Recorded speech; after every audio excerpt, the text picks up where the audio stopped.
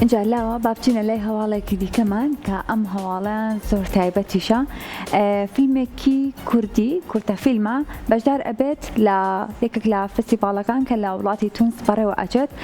پێم خۆشە ئاماژە بۆ بکەم کە دەرهێنەری ئەم فیلمە کاکرابەر یەکێکە لە پرۆدوسەرە بەتواناکان لە کەناڵی کورسات و هەروە بە خۆشحاڵی و پرۆدوسەری پرۆگرامەکەی خۆشمانە، پرۆگرامی کورسات مەگەزین.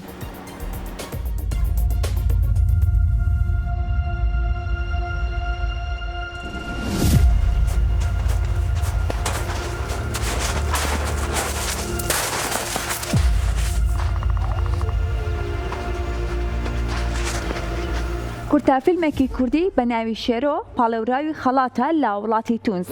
ئەم کورتە فیلمە لە نووسین و دەرهێنانی ڕابەر ئیبراهیمە و باس لە ژینگە و سروشتی جوانی کوردستان دەکات.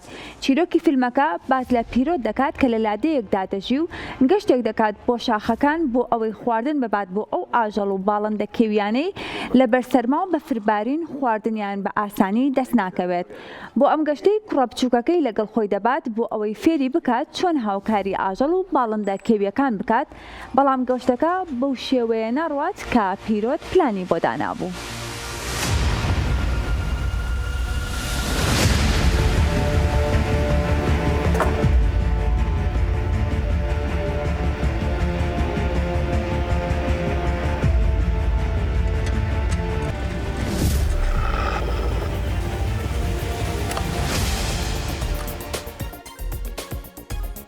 اینجا لاوە ئەم فستیڤاڵە لە وڵاتی تونس بەڕێوە ئەچێت، لە شاری گابیس بەڕێوە ئەچێت لە 31 ئایارەوە هەتاوەکو 3 حوزەیران بەردەوام ئەبێت.